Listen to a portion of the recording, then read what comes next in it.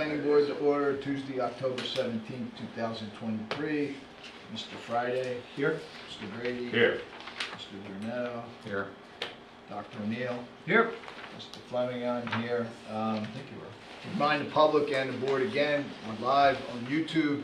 We got a camera there, we got a camera here. If you want to speak in front of the board, you got to be recognized, obviously, and then go up to the podium, please, so we can get you on camera. And that's about it. First item on the agenda is a consent agenda, minutes of September 19th, 2023. Folks? I didn't see anything.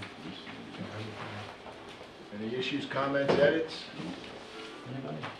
Move to approve. Move to Second. approve by Mr. Friday, second by Dr. O'Neill. All those in favor? Aye. All right, thank you. Next item on the agenda is the final plan review, Sunset Boulevard, two-lot subdivision, Sunset Boulevard, plat R-1, lot 155. We had approved the preliminary with conditions. We had approved all the findings of fact. They remain unchanged. The only thing that happened between preliminary and today is that the municipal lien certificate was obtained. Mr. DeLuca has certified the entire thing as complete. And what you have is essentially, not essentially, but the same summary that we passed for preliminary with the same findings of facts, the same conditions.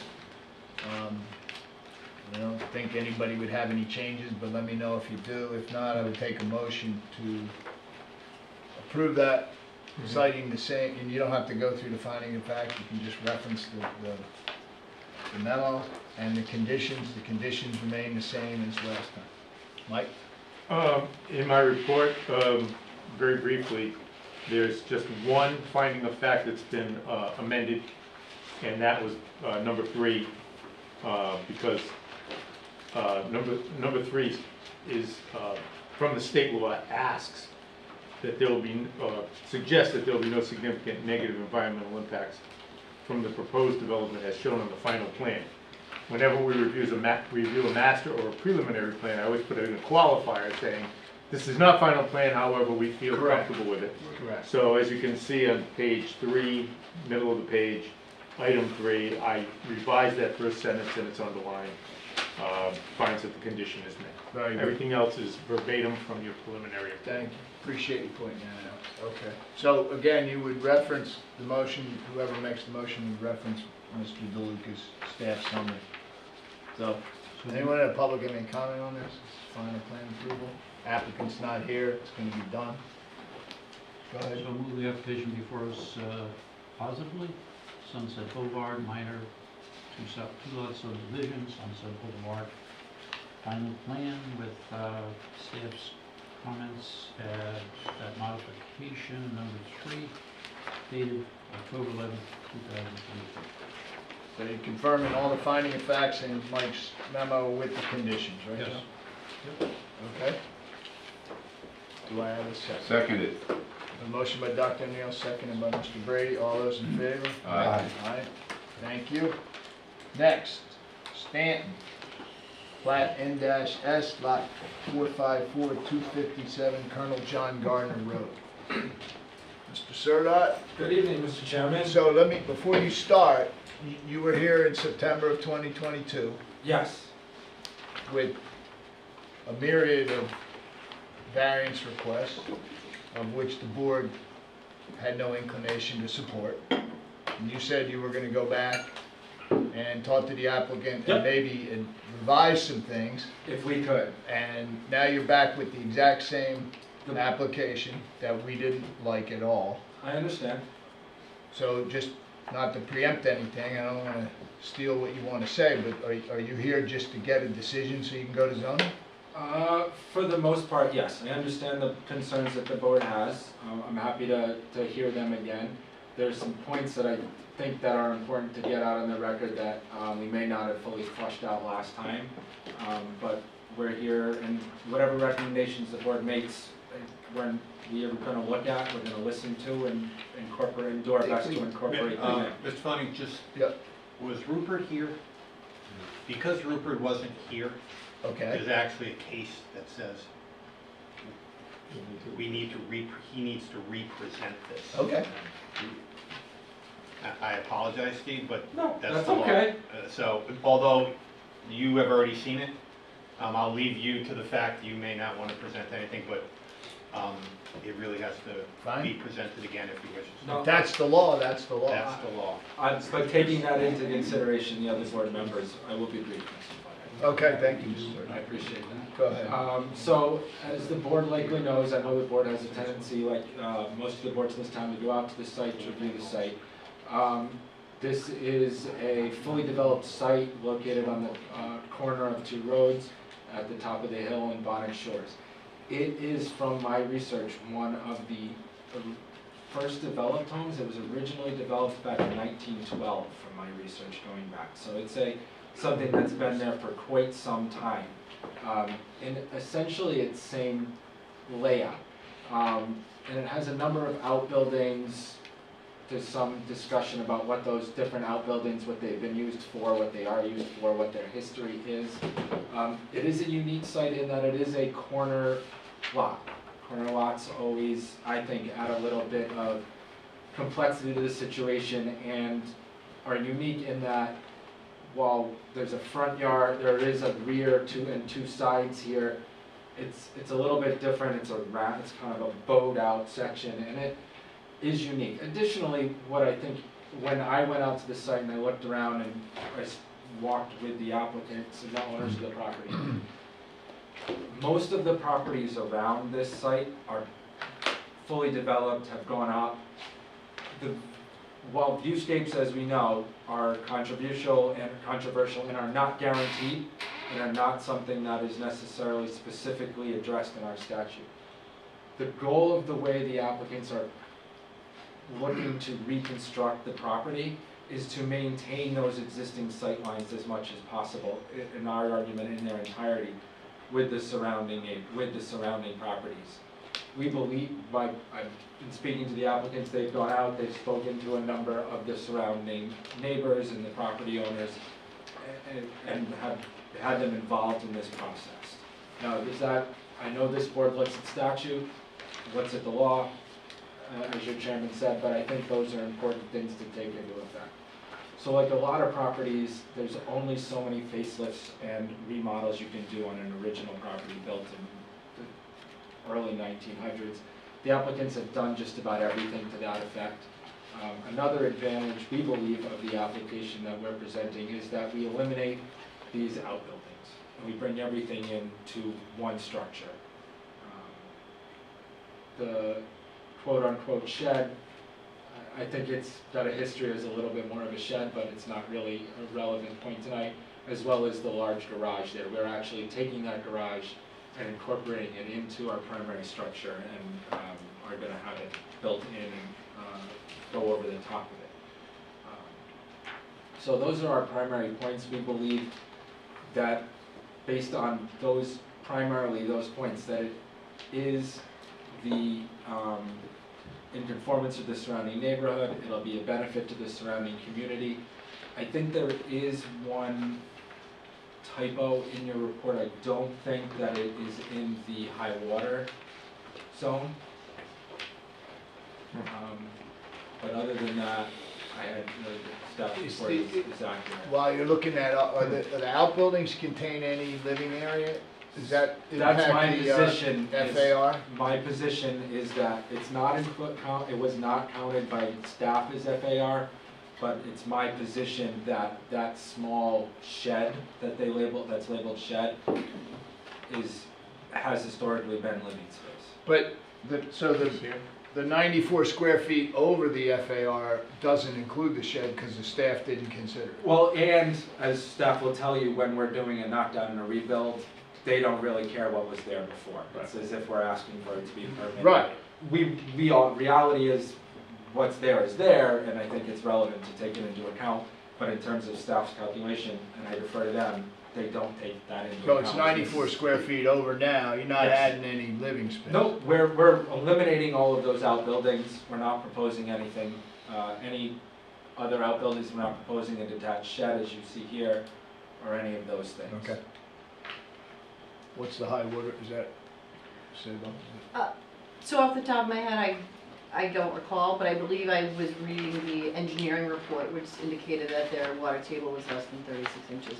I can verify that, and if it needs to come That's out, correct, it the can water come out. table is What is that? 24 How's inches. that Well, then it's in a high water table Yeah. B. how's So that I impact the apologize. relief? It changes the lot coverage, it divides it into two, building coverage and site coverage. So all structures count toward building coverage and all impervious surfaces count toward site coverage. Okay, so the building lot coverage variance is 602 square feet or 9%. That would remain the same whether it was in the high water table or not? Yes, because it's building coverage. So what you see is section 4.5, 6.3 site coverage variance. So they're over their impervious surface allowance. Is the other way to look at it. Point of information, Mr. Chair. Go ahead. Counsel, did you say that the water table is 24? I believe that it's labeled as 24. Yeah, so that's what we have in our report. Yes, yep. So that's consistent with your findings? Yes, So high that water makes table it- B is 18 to 36 inches. So it is an high water table. Yeah, when you look at it's not for the GIS map. It's We not know a that note, that's where- but it's someone not. ground truthed it for us Yeah, in yeah, engineering. Understood.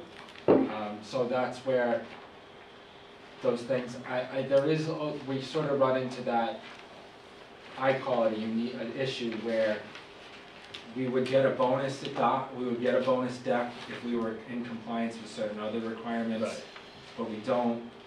The deck, I would also suggest you could be constructed in such a way as to be pervious with the size of the width between decking and things to that effect.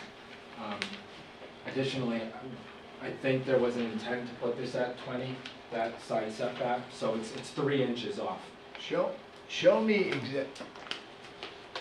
so that I see the crosshatch is the existing building. Yes. So the new construction is the No, this deck, is the proposed as it sits. This is what we're proposing. the porch Right. Yes, and the deck, yes. and the living area remains the same. No, No. the whole building is proposed. Yeah, there's a, it's a similar shape, Mr. Oh, I Fowler. see what you're See, saying, okay. there's the existing, Terry. Yeah.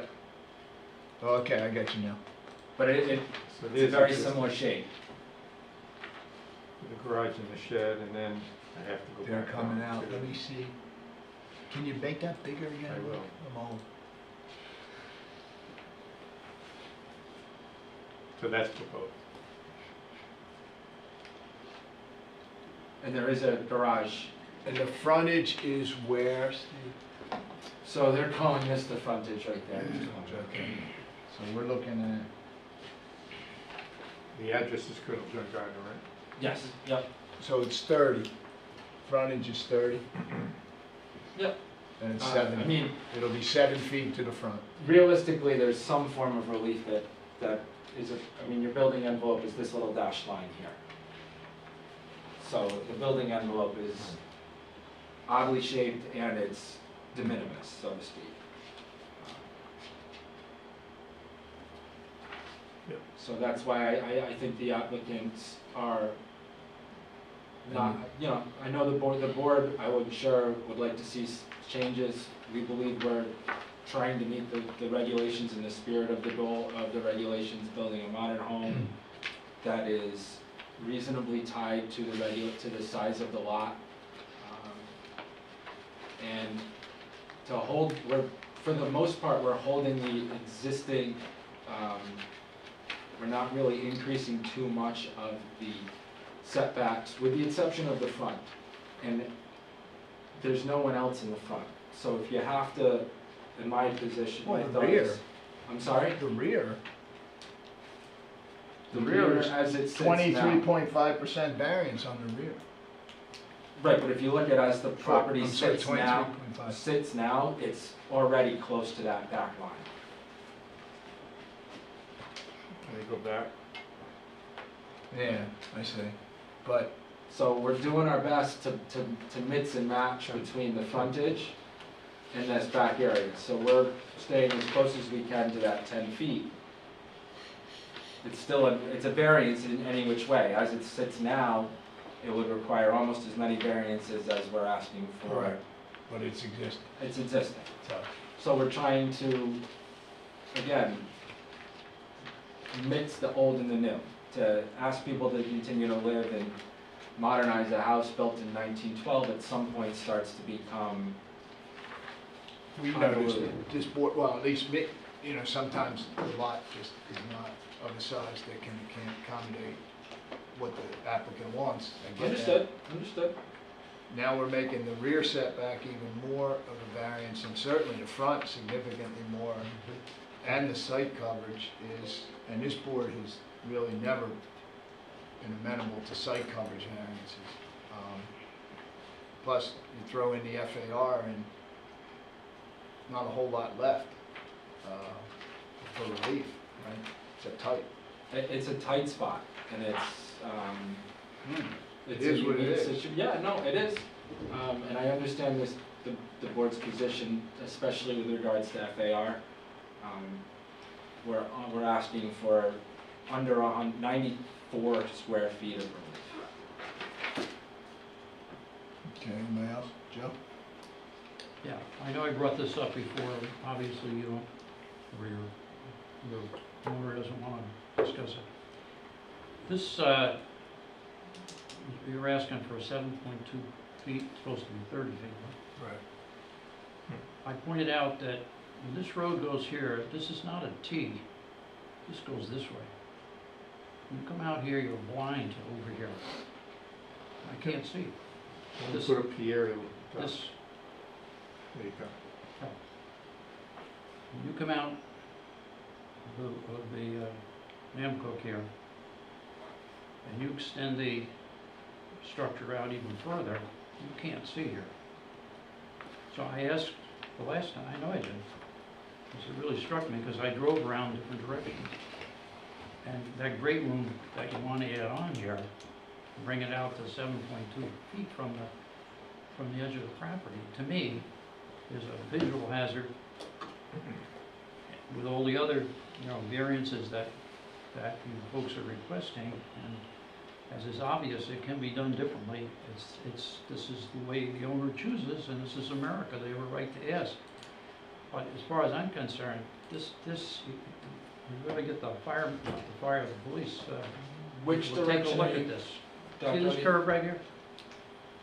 Yes. This is not a T here. You're looking over your shoulder. So you're Try to suggesting see someone here. coming up this way is gonna, Yeah, so I believe the traffic pattern is that you would have to stay on this side and then go out past the island.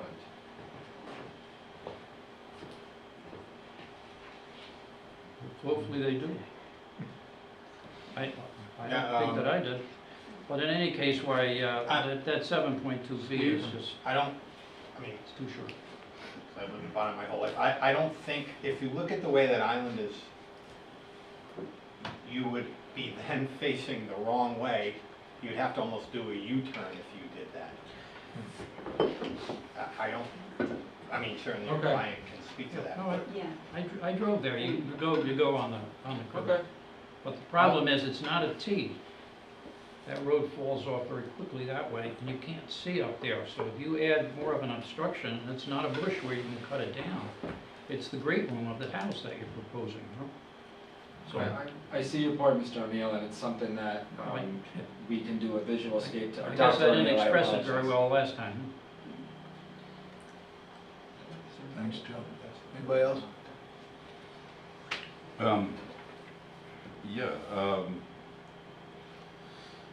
So after going through this a number of times and going out and going through this again, did your client make any attempt to meet any of our suggestions, or this looks exactly like what we have? It is very much similar, and I've had discussions with them. They wanted to move forward at this time with this application. Okay. I And that's understand their the board's, prerogative. I understand the board's proclivities, especially with regards to FAR and lot coverage. I mean, lot coverage, you're talking 31% is what you're looking for a variance. Yes. Rear setback, 78%. for our setback, And you know, right setback. Yeah. I mean, we could just go through it all, we've gone through it all again. There's nothing that has changed from the first time that would allow me to reconsider. Understood. And client knows that zoning board will make the final decision. Mr. Friday? I mean, I'm feeling the same way. I feel like there's ways to reduce the FAR pretty easily. Okay. Reducing the size of the great room, having one car garage. I mean, I think there's options there. Setbacks are a challenge, you know, based on the size of the lot. Okay, anyone in the public have any comments on this? Anything else, Mr. Seta? Excuse me one second. Yep.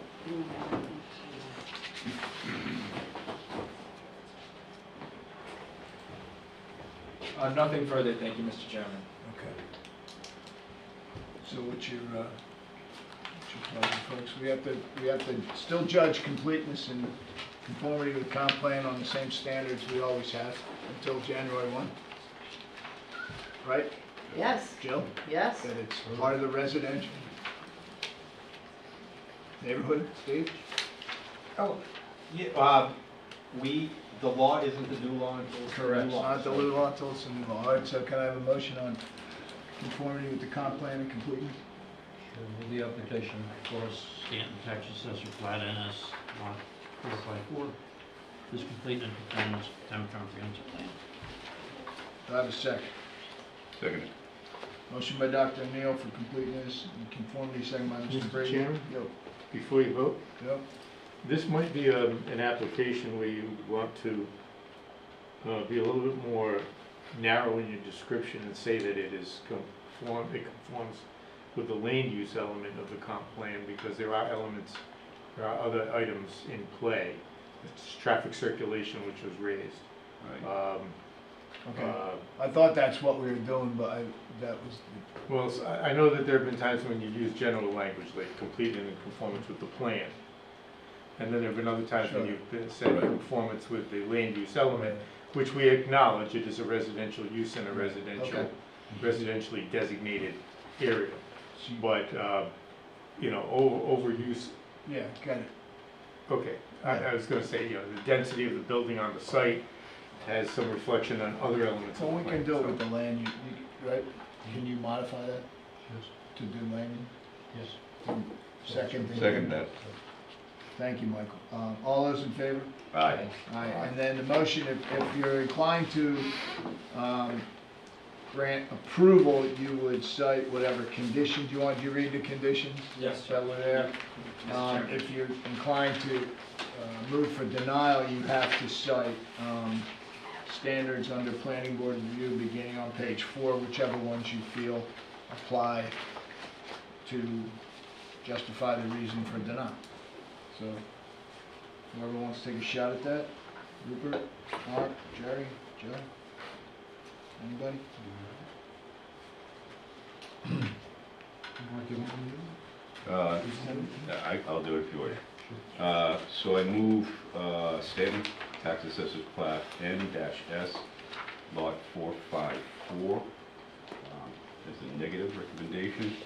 I cite that standards 1, the hardship from which the applicant seeks relief. Number 2, the hardship is not a result of prior actions. And 4, that the relief granted is not relief. Based on the findings as to include, to list but not include all setback requirements, lot coverage, and FAR. Can you cite the planning board review standards, please? Number Yeah. 4, I think you want, Mark. Yeah, number 4, compliance with applicant performance. I had these down in my other notes. Number 7. And Don't forget 16. number 16. There's another one I wanted. Did you mention 1? Yeah, I did mention one. All right, 16? Yep. Okay. There's another one I wanted, and I can't figure out what. It's okay. 1, 4, 7, and 16. They're in the middle, you know. Yeah. Okay. Thank you. Do I have a second for that? Second? Motion by Mr. Brave, second by Dr. Neal. All those in favor? Aye. 5-0. Good luck with Thank you, Mr. zoning. Chairman, good work. Take care. You Okay. know, it's unfortunate for people What did you say about that they can just go past planning and get upset if they zoning. 'cause Next item. it should be easy. Carter, Plat N, Lot 318-4253 Southwest Road, Mr. and Dahlia. May it please this honorable board and Mr. Chairman and staff, I represent the Carters. Mr. Carter is here tonight in the audience, hopefully not having to stand up and say anything. We are here before you under the Rhode Island General Laws Title 45 Enabling Act, authorizing zoning for variances under section 6.4 of your ordinance. Staff has correctly pointed out to me that we are also impacting section 4.5 because we are high in the water table, I believe. But this is what I consider a relatively simple application maybe.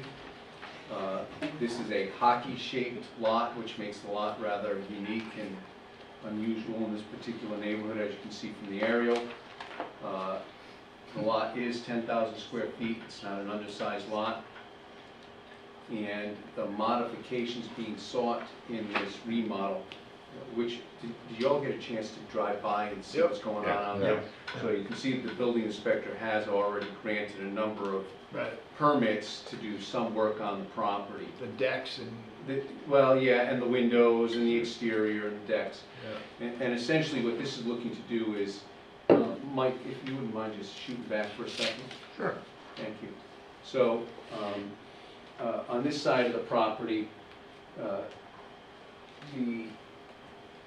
coming out from the downstairs in the basement, the stairwell that's coming up out of a bulkhead essentially, or out of the walkout, is going to be jetting out roughly an additional 2.5 feet toward this side yard setback over here. Is that what, excuse me, is that what triggers the side yard Yeah. variance? Yeah, The steps that are coming Coming up up? out of the ground, right? That's it?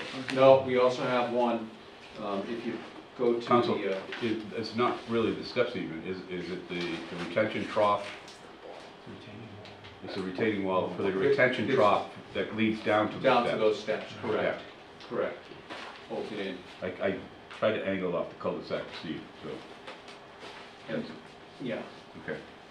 Want to see the site plan now? Yeah, if you could, Mike, thanks.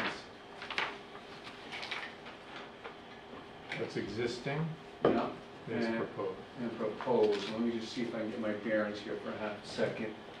The trough is near you, Yep. upper left So- hand corner. I don't have a pointer here, but yeah, thank you. Right there, you'll see, right here's the setback lines. And this is where we're talking about the trough, as Member Brady's pointed out right here. I got 2 steps and the edge of the retaining wall there. As I come toward the front of the house, going toward I think this is called not Ocean Drive, but it's another road right over here.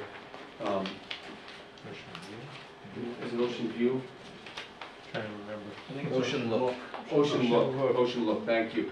You'll see, this stairway coming down from this deck over here is 4.5 feet wide, which gives a good safety rating here. And we've got the last 2 steps, a little triangle right here that falls into the setback, side setback there. Our front yard is considered the other side, and you can see right along here is where the side yard setback goes, and it runs right along the edge of the foundation, and that's all pre-existing. They added a porch onto the front of the house, which you can see in the aerials, and it brings us where we're coming into the side yard setback by roughly 6.8 or 6.5. That's the front. That's the front, correct. Now, the existing landing, Brian, does that already compromise the front yard setback? And then this is just making it a little FA leads. More?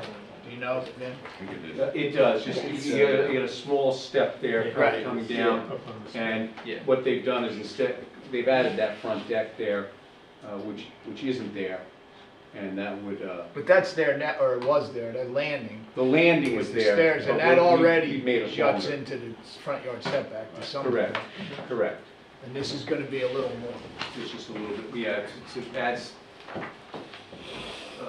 don't know, I don't want to misrepresent it, but we're 22 and a half feet away once we make if we're allowed to make the final construction versus being the additional 7 feet setback. So, in this particular case, what I think it demonstrates is, look at it in the front, you know, they've got some stairs coming down, those are good for safety.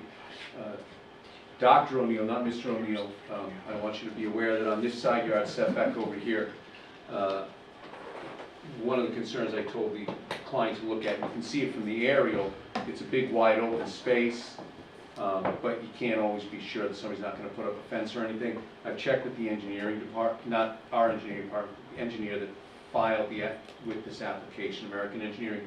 They have represented to me, and they would testify at the zoning board, they did not come tonight, that there's more than ample room to get back there if fire needed to get over there. They put up to the decks, put up a ladder, etc. Even if somebody decided along this property line to build arborvitae or a fence or something like that.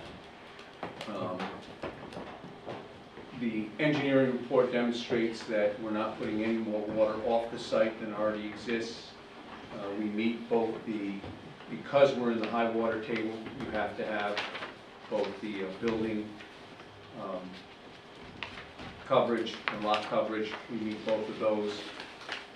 I would proffer that if you take a look at the engineering report prepared by Matt Cotter at American Engineering, they're going to put a rain guarding up toward the back of that hockey stick, where the hockey stick starts, and that will take where the gradient runs from the highest to the lowest point and capture any additional water, although from his report it doesn't indicate that it would create any additional runoff anyway from where they're putting the coverage on the decks. This property does meet all the requirements. It's within a residential zone. It falls directly within what the town comprehensive plan calls for this property. It doesn't impact the FAR in any way, and it would be more than a mere inconvenience, because what they're trying to do is they're really trying to create these decks so that you can get access down and back, and they've tried to create from the lower level up a more efficient manner of getting out of the house. Mr. Deli, have you looked at the conditions? Do you have any? Yeah, issues so with I can this? tell you that the clients looked at the conditions as well, that we have no objections to there wasn't a particular recommendation, as I recall, No. looking at the report, but comments 1 through 6 were all acceptable, and if this board were inclined to grant, we would agree with that. Okay. Joe, you have anything? Yeah, you mentioned the rain garden and the hockey stick. You move back up again. Yep, but an overview, move Oh, back further. Want me to bring it back You want down? the aerial, Joe? Yeah, the aerial. Oh, sorry. No. The overview, yeah. So the rain garden's in here, right? Right over here. Yeah. And the hockey stick is theirs. To Yeah. the water down here? Or just the end of the property? The water's down here, isn't it? No. Not quite, there's a stone wall. Yeah, there's Yeah. land, and Okay. then It's you just can land. see the water after. So there's no concern, I don't know rain gardens very well. There's no concern about drainage toward the water? No, it would have to kind of sort of run uphill and everything else. The whole idea is just to capture all the water that would be coming off of here. Yeah, to hold in the rain garden, and I Right. assume. It would infiltrate back down, but, you know, Okay, all right. no difference in where it is today. Okay. Thanks, Joe. You got anything else? Just Go ahead. history's always interesting. How the heck did that happen? You know, Makes I it would buildable guess, lot. I would guess when the developer came in to plat all that, that he just tried to figure a way to squeeze in another lot that managed to get to 10,000 10,000 square square feet. Oh, that's it, sure. Because Sure, sure. this lot is exactly 10,002 Exactly 10. square feet. Yeah, And, yeah, gotcha. It's not the first time that was done. you know, Yeah, I went back and I noticed that it was more than 14 years ago, so you can't blame me. I was here 35 or 40 years to tell you how it happened. We have plenty to blame. Anybody else? Archie made those like. Good bocce court, though. Yeah, there you go. Rupert? Well, Mark, anybody? Jeremy? No. Anybody in the public? Nope, okay, what's your, Move the application before us, Carter, Texas, says to plat in, 318-42 is complete and in conformance with the town comprehensive plan. Let's just say land use element, just to Land, be sure. yeah, I would say land use element on this one. Is that okay, Joe? Yes. And do I have a second on that? Seconded. Second by Mr. Brady, motion by Dr. O'Neill, all those in favor? Aye. 5-0, and then the motion itself? The application before us, Carter, tax assessor, plat N, lot 318-42. Move it positively with the staff's comments, recommendations, etc. Correspondence dated October the 11th, 2023. Seconded. With the conditions, yep. Moved by Dr. O'Neill, second by Mr. Brady, all those in favor? Aye. Good luck with Thank you, zoning. gentlemen. Next is Noblet, if I'm pronouncing it correctly. Plat, Noblet. Do you pronounce the T or no Yeah, blade? well, Huh? depends when you talk to. It's now Noblet. Okay. Plat N-G, lot 68738 Old Pine Road. You are, sir? Jonathan Noblet, I'm one of the trustees, owners of the property. And Well, you've read it's 38 staff old. summary, you've seen it? Yes, I have, yes, I have. And what we're looking for is relief in regards to. Excuse me, before we Yeah. proceed, just for the board, I live about 5 stones away from here, so I don't know the applicant. I'm not Are you a in direct the- neighbor, Are you but within I just, 200 feet? what's that? Are you within 200 feet? No, If you're not, yeah, if you're not legally in the I- radius, right, then. I just wanted to bring it up, Yep. that's all. Don't recognize the name either, sir. Yeah. Well, we're looking for relief in regards to front yard setback and the coverage. Do we have a front view of this? Yeah, let's see what we got. As you can see, there's no stoop at the moment in the front. Yeah, and here's an old picture. There you go. Oh, you got one, good. The stoop was put in 40 years ago. It sunk. It went down a good 10 inches and tilted. I had people falling out the door and falling in the door. I even tried blocking it off and putting in like a block for people to step on to get in. It just wasn't going to work out.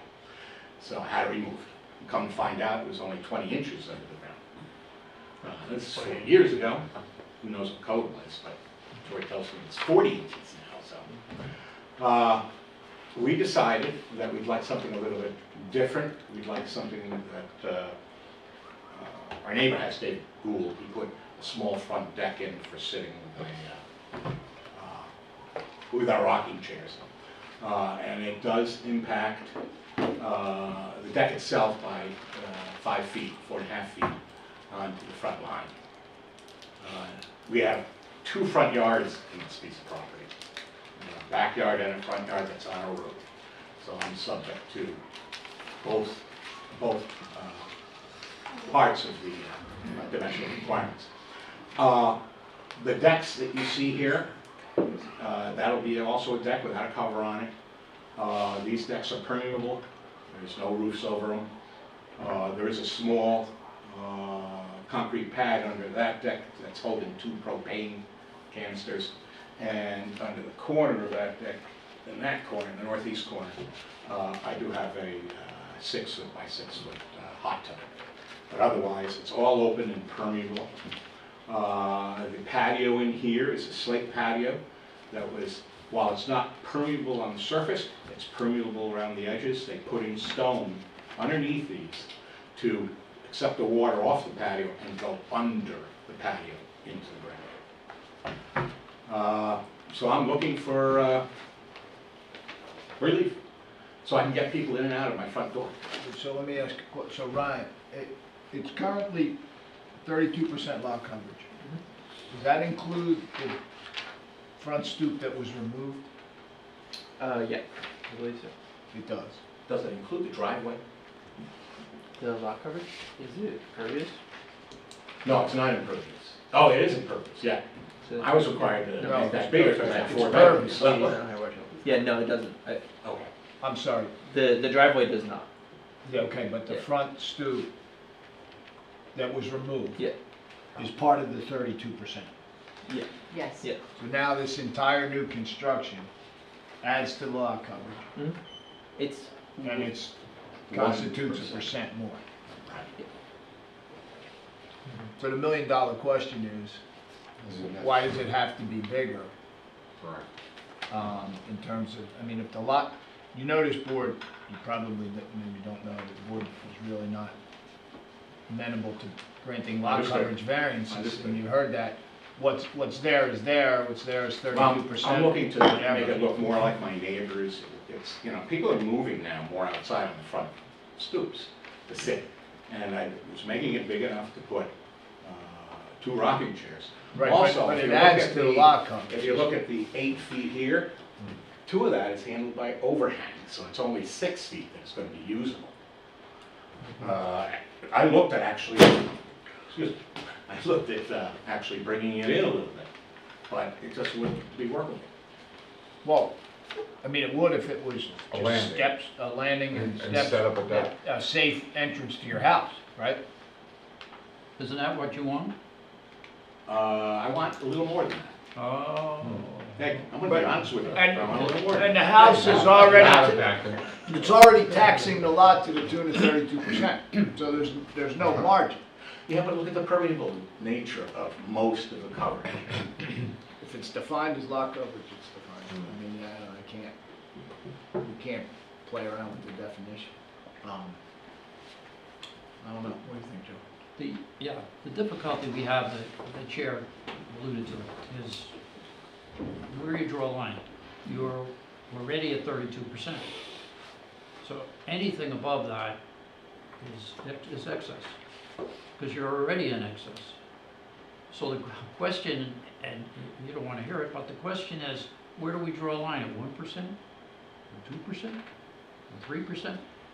The rules are the rules, and you're not asking to put a disability ramp in. You're asking for convenience. And you describe it. It'd be very nice and everything, but you could take something out to stay at the 32%. Now, that would be inconvenient. Well, that's up to you. But you can tell that we have a difficulty with you know, we worked for many years to create all the numbers in town. And so to go above that, because you want it, is very difficult for this board to where do you draw the lines, you know? That's Where the do way you the draw the law lines? reads right now. Question, Go ahead, It comes about. how I'm far, having January your, 1st. your proposed new deck, how far does it come beyond the existing, well, they're not existing anymore, that's a problem. Beyond the existing stairs? There used to be existing steps. Correct. The deck itself exceeds that by how much? Oh, wait a minute, okay, okay. For 3 feet. 3 feet. 3 feet, and then you have steps. Stairs. So the deck itself is 3 feet beyond that, and then you have 6 more feet of steps. So we have 9 feet beyond. See where we're going with Yeah, this? No, I do. Can you recess the seat? Can you recess those steps back into the deck? Then you're gonna have probably access issues with the door opening this way with Yeah. furniture on Yeah. Can they go on the side? it. What's up, stairs? Yeah. Can the stairs be on the side? Wife won't allow it, because that's where our gardens are. If you looked at the property, you notice the gardens we have around the house. Yeah, I have one of those wives.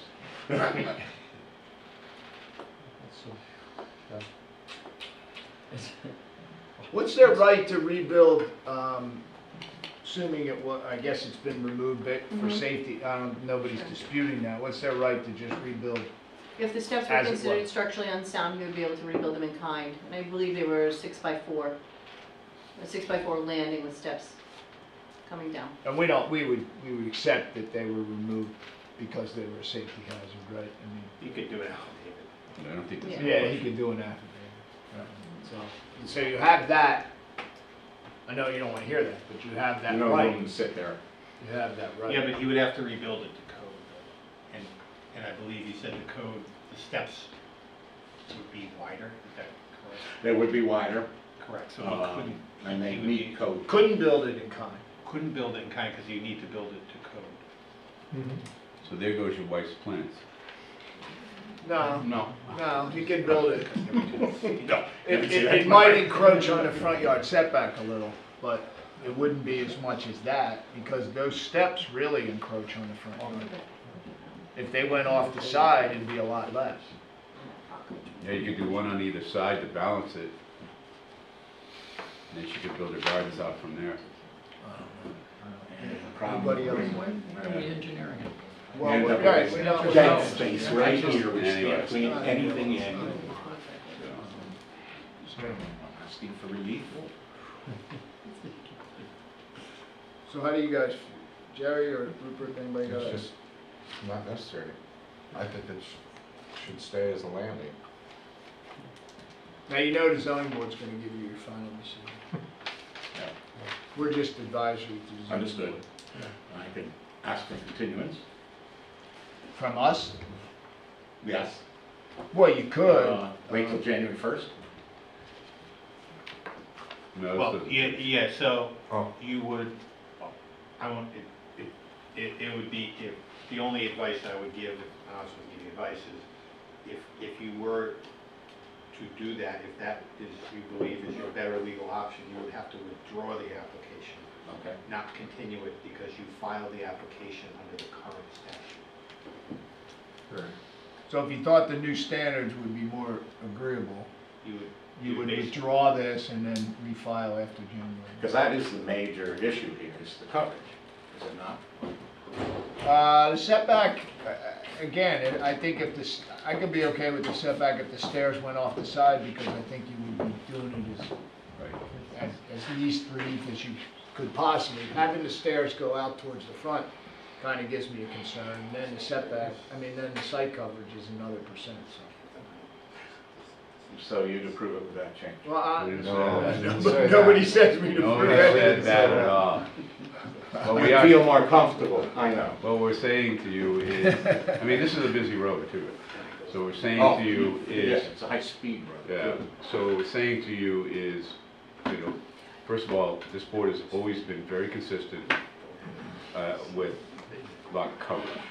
And then setbacks are also very sensitive, not only for the neighbors, but for safety, et cetera, so forth and so on. So what we're saying to you is that you can replace this in kind. What you might want to look for is how do you mitigate the added impact? One of those options might be to take that added 8 feet or 6 feet of stair and go off the side. That pulls your setback away from the street. It's still gonna be 20 feet for the platform. Yeah, Look at Yeah, that. it'll be 20 feet, right, right. right. Or you rebuild it as close as you can according to code in kind. Right. Well, if that's Or the way I you, have to go, I'll go that or route. you withdraw and then No. come back later. No. Or you take our decision and go to zoning and make your case to them. Yeah. There's a lot of options for you Well, I'm just gonna have to make my wife unhappy.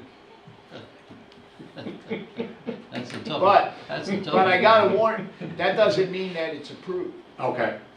Because we have to see the new design and we still may not, Oh, so I'd have to. we still might Yeah, not you- like the lot coverage. You could continue this, come back with a new design if you wish to get. With just the change back to that, huh?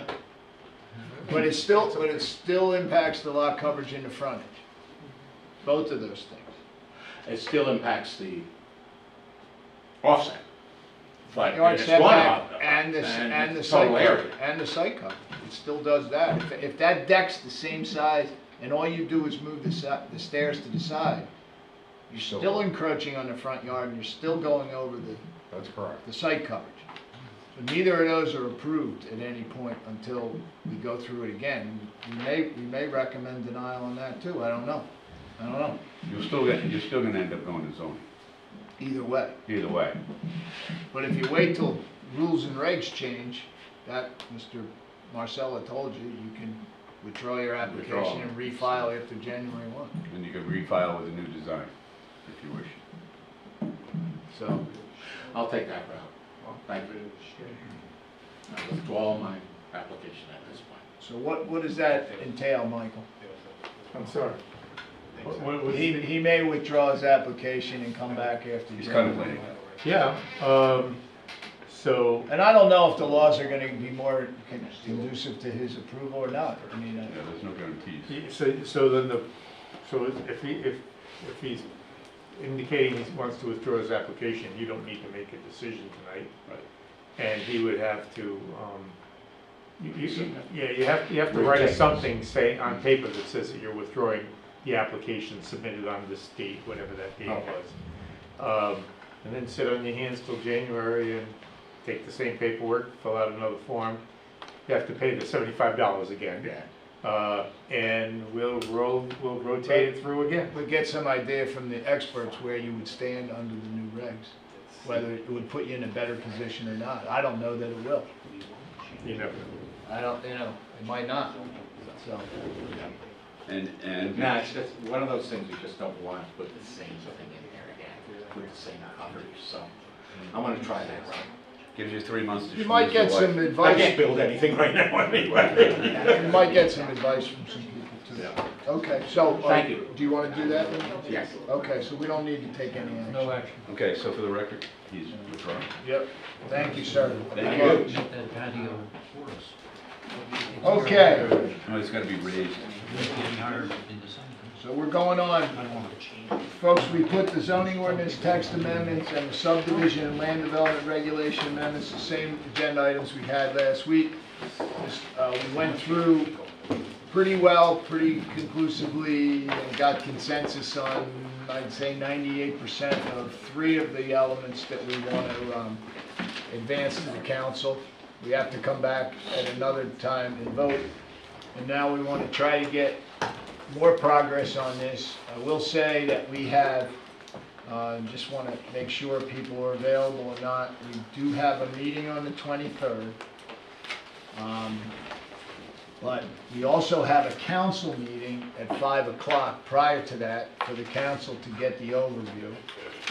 I would like to continue to set our meeting at 6.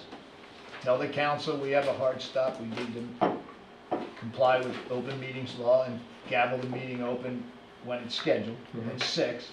So we can have the rest of the night to go through the rest of this. So from 5 to 6, overview with the council, because they're going to hear it again when we make our recommendation. And then I would like, so first of all, 23rd, just show of hands here, not here. I'm not gonna make it. Jerry's not available. We only need 3 to keep the thing moving. Joe, you checking or you there? So, This takes a while. yeah. So that's the 23rd, but I had spoken to Mr. DeLuca, and I The want answer to, is yes. okay, so we have 4 on the 23rd. I can't be here the 23rd. You said you could. No, I just looked, well, I did, and I put my hand up. Because I said, I committed to the 26th. I cannot commit to the 23rd. Well, the 23rd's already booked. We All got the council at 5, and then we're gonna convene at 6. All right, So if we have 3. I'll rearrange my schedule. Joe, Joe, you and I. yeah, so we have 3. Mark, if you have a conflict, you have a conflict, but we have 3, we can keep going. Yep. So, Yep. and you can pick up with what we did Yeah. when we come back and vote, unless we vote that night. If we get it all done, that's an That'd be great. ambitious thing. But I wanted to hold the 26th available as a placeholder, just in case we get run over by the council and we get here on the 23rd and we don't get through it. Yeah. We still have that November 1 deadline to get this to the council, so I wanna, so how's the 26th look I'm here. again? I'm here. I'm here. So we got, What time, 26? it'd be 6 o'clock, just as a placeholder, guys. We're not even gonna formally schedule it yet. Yeah. Let's see how we do. Well, wait a minute, what's your deadline for scheduling that, posting that agenda? Yeah, that's a Thursday. I mean, we could post it on Monday. The 23rd? Yeah. Before we even meet here to see how we end up. Yeah, it's okay. Then we can always cancel, put a note on the Yeah, front so door. let's post it, okay? Yeah, we'll post it. For 6 o'clock on Thursday. Steve, I didn't even ask if you were available.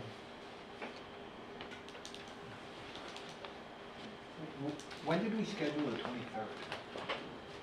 We scheduled that a while ago. What I didn't know is that we also had the council scheduled for 5 that day, because I don't wanna, Yeah, no, I had them at 5, but if they wanna, well, let's put it this way, I have them at 5. right, It's a council meeting. right. I can't leave him. If they wanna go to 6:30. That's my concern, that's why I'm putting the 26th down as a placeholder, because if we don't come in here into this room till 6:30 or 7, Yeah. we have less time to do what we wanna do. Okay, yeah, so I gotta stick with them until they're done. Right, Yeah. and so does Mike, I mean, the board doesn't, but then we can't come in here and convene our portion without you guys here. Okay. All right, yeah, I'm gonna be here. So I'm gonna ask the council to keep it from 6 to 7.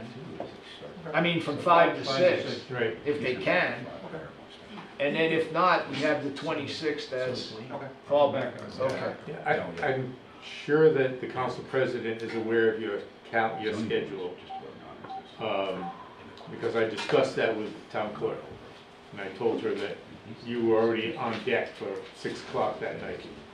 So, she said they would try to get the council there for 5. I'm sure the council president's aware, but if individual council members have a lot of questions and want to talk and want to ask questions, then it could spill over. And so, I'm gonna ask the council president to try to keep it, because it's just an overview, but it might not happen. Yep. And Yep. I think the 2 elements we have left would take as much time as the 3 we already did, if not more. And we went from 6 till 20 of 10. Yeah. So if we're starting at 7 on the 23rd, you gonna stay till 11? Can't stay awake then. Yeah, exactly. We old That's guys- why we need the The old 26th. guys need our sleep. That's why we need the 26th. All right. Okay, let's go. Go ahead, Michael.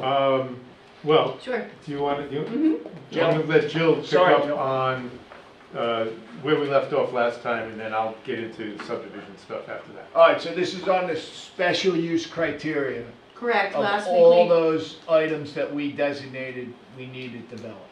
yes, last week we went through the special use, we went through use categories and the board determined where they wanted to strike X's and P's in the whole thing, as you recall. Yep. Mr. Friday and I spoke today, and between myself and him and Dr. O'Neill, we are working on the the special use permit criteria per category. So this is just an example. I chose commercial uses, which is use category 5 in the table of use regulations. So that table, as you recall, on the right-hand side, there's a comment area we would refer to, in this case, made up section 1232, commercial uses. Intent, overview, purpose, which is typically the way it's set up, and then the special use permit criteria for the commercial category, which would be specific just to the commercial category. And then within that category, the board had discussed last week how there may be other additional standards that may apply to one and not another, so I picked a couple of examples that actually require special use permits and how they're differing, wholesale distributing establishments and motorcycle dealers. So if there's any special criteria under those subsections, then they'll be listed out. This is just to give you an example of what you'll be seeing in the next week or so. And we did talk about last week tackling the most important criteria first. So Correct. we may not get to man-made water bodies, but we're going to work on it. Heliports, Yeah, those things. right, and heliports. Maybe we will. But again, to the point, in the category, can the special use criteria be written to cover 8 things in the Yeah. subcategory? Can it be So, written that way? well, so what Everybody's nodding, go ahead. That's a good thing. Yeah, but they're if you nodding think in about it, circles. our special use permit for everything was light and Yeah, community, we kinda did it comprehensive as we plan. needed to, Yeah, right. and we took it from there with those vague criteria for the last 30 years, so they're actually, it'll be more specific. but I'm not suggesting that's less work, I'm just saying if there's 8 under one major heading, you don't need to Yeah. parse all those out with specific things. Only if there's specific criteria that might be, that might pertain to motorcycle dealerships, for instance, that wouldn't apply to lumber yards, you know, no revving of engines, or storage, or, you know, there are certain motorcycle dealerships that, you know, I can think of, they pull their bikes in and out, you know, there may be specific criteria, and these are just examples, by the way, just, there may be specific criteria that you want to address in one of those uses under that category of commercial, that wouldn't apply to everything, and that's where it would fall under C1, C2, C3, And I'm C4. sure you're developing them with the most obvious criteria that we need to address, knowing that as we actually do a couple, Yeah. things may emerge that we have to Well, add or consider. you recall last time, we spent a lot of time going through that table, right? And remember that the table had categories that were numbered. So the 0 category was all residential. The 1 category was agricultural manufacturing. The 5 category is commercial. I can't remember all the rest. So what we're thinking is under A, we have the description of why we're doing it, why we're putting in special use permit. Under B, we're going to put in the base criteria. There could be some For the category. for the entire category, and you know, there could be 35 different uses in that category, and maybe 20 of those have special use permits in BA or. But all 20 have a common set of criteria, which is in B. Right, in B, we would set the common criteria for all of them. And then in C, C1, 2, 3, 4, however many we need, we would set those added criteria that are specific to that particular use. So Jill's describing that with motorcycle deals, you know, motorcycles allowed. So there could be a noise component that isn't part of the base criteria, but would be appropriate for the motorcycles. And it might be just one thing. For motorcycle dealers, you shall comport with, you know, a sound limit of 65 decibels at the property line or something. And you guys are prioritizing based on what we think the volume of cases are gonna be. So at least, Well, yeah, if we that's, pass some by January 1, yeah. it'll be the ones we'll most likely run into. Yeah, so I'm not suggesting that we're gonna have specific special use permit criteria for every item in the commercial uses category. Some of them might just have the special use permit criteria under B. Yeah. But if there was something else, we would Okay. add it in. Yeah. And we would attempt to, Mr. Chairman, you're right, but if at some point in the future, you know, Something you wanted to emerged. add in, right, Sure. yeah, The zoning ordinance is a living document. it is. Yeah, so what we're trying to do. Like the Constitution. Just like the Just like Constitution. Yeah, don't get me going on There that. you Go go. ahead. So what we're trying to do is we want to be able to get those base criteria in place for the entire schedule of uses. All I right, think it's 11 categories or something. Cool. Get those base criteria in. The specific criteria, as you say, Mr. Chairman, we're going to look at certain uses that we know are a little more sensitive than others. We're going to attack those first.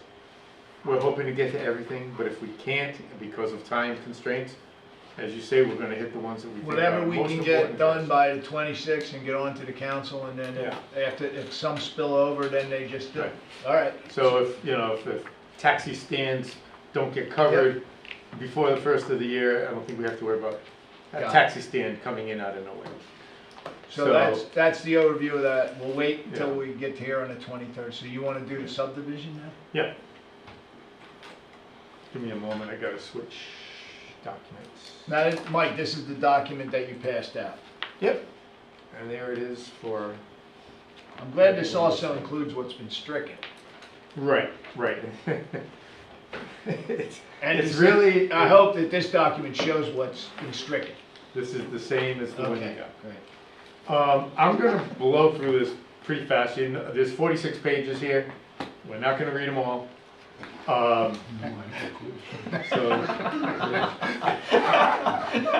All right. What? I gotta ask. What are you thinking, Ben? Mine's a blank. Okay. Member of the public has nothing to offer at the moment, sir. Behave myself. Okay. Okay, so this is actually page 1 of the subdivision regulations as we know it. And I'm gonna scroll pretty quick, but what I wanna tell you is anything that's black and not underlined is existing language that will be retained. In a section like this where you got highlighting but no underlining, this is an area where we know we might have to make some changes because the section numbers might change. So as you see in that first sentence, we're referencing section numbers related to certain uses. This is a reminder to me, that's all this is. Okay. This is a reminder to me to go back and make sure if we change section numbers, I gotta get back to this paragraph and get it straight. Well, what you underlined is what might change, not the language. Correct. Okay. So that's just a reminder, and there are a few of them that are slotted in here. So then we go through this, right? Okay. Here's another area where another reminder to me, and you can see I even put something down here. We need to update this. This says, you know, that it has to comply with the state enabling law. We have to update the reference to state enabling law. So moving on. We are now in section 2 definitions. Where you see strikeout, that definition has to go away and be replaced by this one. Unfortunately, we're a little bit inconsistent. I should have underlined everything that was going to be new. I didn't. But where you see color, and this is blue for those of you in the public or watching on TV. How many people we got, Dan? 2. 2. Great. How many besides my wife? So this is blue. Anything in blue or any other color that you see will be new. And when they realize what we're discussing, you're gonna lose those 2. So this definition, just as an example, of administrative officer, comes right out of the legislation that was passed last spring. It's word for word. Administrative subdivision, new definition, so we're striking that and we're inserting that. That all remains the same. A new definition for Board of Appeal, definition for bond. So again, the blue's right out of state law. Yes. No So- choice, no option here, nothing, Right. we just have to adopt. Right. So I'm gonna keep scrolling through. If you see anything you want me to stop on. Now I underlined this one, okay, so I'm inconsistent, I'm sorry. But this is blue, so this is brand new language. And you're gonna see some real formatting faux pas, because when we copied text out of the law, sometimes it got a little garbled. So just bear with us. Heidi's gonna make this look beautiful when it's all done. So just, I'm sorry, just a question. Our language that's already existing Mhm. comports completely with the new state law, so we Yeah. leave it in. Yeah, some of these definitions are not in the state law. There are definitions, and the state law doesn't tell us we can't have them. So Oh, we okay. can have them. Okay, cool. So there you go. Gross floor area, that's referencing state code, that's right out of the law. Once again, we have improvement guarantee has been redefined, so strike out. So I'm gonna keep moving, Yep, keep moving. we're still in definitions, right? Yep, this is all definitions. I've highlighted 3C, that section designation might change. That's a reminder to me, that's all that is. Moving along, new definitions for master plan. Minor land development plan is eliminated, but it's not eliminated, it just shows up in a different location. So we're moving on, public hearings redefined. This is interesting, I'm gonna highlight this for a minute. They took out the definition of re-subdivision. And I have no idea why. Because Just it's a took it out? harmless little Just definition. eliminated it? Yes. It's a harmless little definition. But I guess, so I leave it there as a highlight thinking, can we leave it in as our own definition or should we just strike it? We're not gonna discuss it tonight at all, but to me, it's a kind of a, But nothing that I went through says we can't have our own. well, we have many definitions in here that are our own, Right. that do not come from the state law. But re-subdivision to me seemed like a harmless little sub-definition, but I guess the position of the legislature would be, if it's not administrative and it's not minor, it's not major, it's not a subdivision, it's something else. Well, excuse me, if you want to keep it in, and no one here has an objection, You can. then as far as I'm concerned, we got consensus on that, and we don't need to go back to it on Monday. Okay, It's fine. done. Okay, so here we are under subdivision, now we have these sub-definitions. So, and you'll see here, they struck this out also, this re-subdivision, they just don't like it. Under subdivision, there's a definition for administrative, minor, this is why the other one isn't listed under M, it's listed under S right here, major here. Technical Review Committee, this is enabled but not required. This is something we need to speak about with the council. The council may or may not want us to have a tech review committee.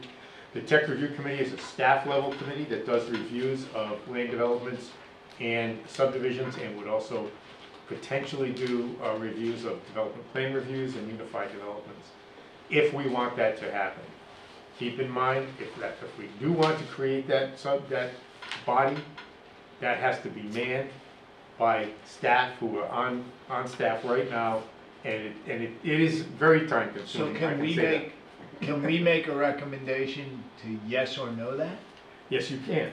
If you don't want it, you can take it out. We can leave the definition in there because it's a state definition, but we don't, later on in the regulations, where you see regulations for technical review committee procedures and that sort of thing, we can eliminate all. How would a council make a decision on that? Frankly, it would be based on your recommendation and maybe my recommendation to you, which is I don't think we need it. Wasn't What's that? Wasn't the original verbiage though that the planning board had appointed that? Out of the enabling law? You may be right, I'd have to look it up. Yeah. See, again, I'd like to get consensus here, so then you can structure, you can put this thing in a format that, and I'd say no. I'd say no. Look up the mark, they struck the words planning board out of the definition. But Mike, again, if we're not in favor of it, Yeah, then take it out. and here's my rationale, okay, not just because it's another layer of work that the staff has to do, and we've already got plenty to do. But there are few developments that really need a pre-review of staff before they come to you folks. And when we do have those, I contact the building official, the town engineer, the DPW director. We come right in this room with the applicant, we sit here and we go over it with them. So we do like an ad hoc tech review when we have a complicated development. But I don't feel it's necessary to have a standing tech review committee. And I think we're all in agreement, so we're done that conversation as far as I'm concerned. I don't want it to come back to us. Yeah. Okay. Why? Don't bring it back. Okay, It's out. got it, Thank you. got Well, it. you know, and if you think about it, it's inconsistent with what their direction is with all of these changes too. They're basically eliminating stuff, and now Yeah. they're gonna add something back. Yeah, let's not get into this Well, legislature's you know, the thing head. about that, Mark, is in the cities, in communities that have more complex administrations, You're gonna need something like a this. tech review committee can make for added efficiency. So I think we're all in I think agreement. what you that- have today is fine. And if we don't have to do it, it's gone. Let's go. Moving on. Moving on. So that's the end Go of ahead, definitions. Rupert. Can I back up? Since Sure. we're recommending that we don't include it, should we not have the definition there? Because it would just confuse people and the references to it?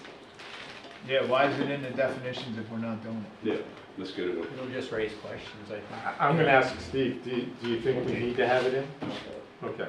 And Gone. strike it. Gone. Okay. Got that vote. And now we're at the end of definitions, so I'm gonna keep scrolling. Section 3 of our regulations is general requirements, and let me stop right here and say to you, Terry, Mark, and I were the subcommittee that worked on this. Mark took the statute, H6061, and grabbed all the material out of it and inserted it into our regulations. I'm in the process of reworking it and trying to make it fit, trying to massage it into place. But one of the things that's a little difficult is that the order of that law, of that statute, isn't the same order as our regulation. So I've made a kind of an executive decision, unless this board feels differently. I want to stick with the order that we have in our regulations right now and move the order of the statute around. Yeah. Because in the end, we've got everything everything in the regulation. It's not in the order that the statute passed it in, but I don't think that's absolutely necessary. I think what's more important is that we can, in the end, implement a set of subdivision regulations that looks somewhat like the previous one, has the same section categories, headings, subsections, etc., as the old one, so that there's somewhat of a simpler transition. Is there for any reason you implementation. can't do that? I don't think there is. I just want you to be aware of that. No, I'd also add my support in that, in the fact that having really dissected both documents, the way the new legislation is written is disjointed and totally confusing. It's almost like, oh yeah, and oh, I forgot about that. So I would strongly recommend this board approve going in this direction. So let's go to. Okay, so general requirements A, those are the findings of fact you always have to make for subdivisions. Consistency with the comp plan, that stays. Each lot conforms to the zoning ordinance. I'm adding this in, utility. This is, because what this talks about is if a lot is created that doesn't comply with the zoning regulations, it has to have a different reason. And the intent there was to allow for open space lots that might not have any frontage, and don't need to have frontage if it's an open space lot, right? Conservation lot. But we have had a number of occasions in the past, not many, less than a handful, where someone had a utility pump station in the subdivision. And the pump station doesn't have to be 10,000 or 20,000 square feet. It needs the area that it needs, plus a little room for a truck to come in and out. So I'm adding the term utility for lots that don't have to comply with the zoning ordinance. And I do not believe that that would violate the intent of the state law. And then subsection B of that, number 2, says, with the exception of utility lots, these things have to have a conservation easement over them. A utility lot wouldn't have to have that. So I'm adding that in as a matter of practicality. Makes sense. This is no significant environmental impacts. We remember that. Condition required finding 4. This is all our stuff, These are the required findings you guys go through with every Right. subdivision we do. and they don't change, It's basically. not changing. All right. 4, 5, 6, and 7. You can see them all there. Yeah, Adequate frontage, yep. safe traffic circulation, and minimizing flooding and soil erosion. So we're leaving that essentially the same. Then we go to phasing. All these highlights are reminders to me to make sure that I get references updated. Nothing changing here Same right now. language as we have, okay. Same language, these are reminders to me to make sure that I get that tied up. This section number might change, I don't know. So that's what we're talking about here. Same thing there. Yep, same thing there. Item B4, I don't know if item D4 is the same. So these are all just reminders to me, nothing that we need to talk a lot about. This area here, Jill, land unsuitable for development, I'm going to be deferring to Jill. And we don't need an answer right off the top of the head, but as you know, when we're reviewing a subdivision, before we calculate density, we subtract land unsuitable for development. So one of the things we've always subtracted is coastal and freshwater wetlands. So if a 10-acre lot has 2 acres of wetlands, well, it's really an 8-acre lot when it comes to doing the calculation. We also, and now I'm rewording the remainder of that sentence to comply with the new wetland law, because there's no such thing as a perimeter wetland anymore under the wetland law. It's called wetland buffer. And it's not 50 feet. It's everything located outside the flagged edge. Or the 100-foot or 200-foot riverbank. Those two still remain, is that correct, Joe? The 100-foot riverbank and 200-foot, they're still in the existing regulations. Yes, but the buffer changes depending upon where you are. Right, right, and that's why I just wanted to note it outside the flagged edge, because that's really all we've ever done. We never counted the area in the, what used to be called the perimeter wetland or the buffer. Item B says areas within high flood danger zone, and I know this has always been a bugaboo for you, Jill, because we don't have a definition for high flood danger. We need to put in the proper definition there. Okay. So it'll be Velocity zone. velocity zone, yeah, so the V zones. So we're gonna change this, and that's why I wrote, need updated language from Jill. So, you'll see more there later on. More updated language from Joe? Yeah. Item C is reserved, I don't recall what that's for, but we will take a look to see if there are any other environmental regulations that will play into this.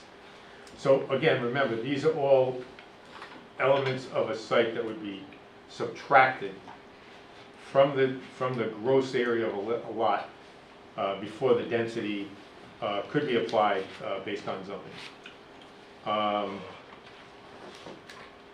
Dedication of land for public open purposes. I'm adding the word major. I've never felt comfortable requiring subdividers of minor subdivisions to have to create open space. It just isn't enough. When you do the calculation, it just doesn't create enough open space. That's a suggestion. We don't have to talk about it tonight. You guys might all think I'm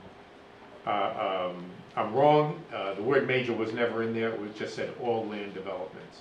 So if you think I'm wrong, we'll take the word major out. The amount of land to be dedicated is the Excuse me, open does anybody have space. any thoughts on that? Well, remember this, and I'm just getting to it in a few minutes. Major land developments start with 10 units now, Well, not I was six. gonna say, minor subdivisions now change. Minor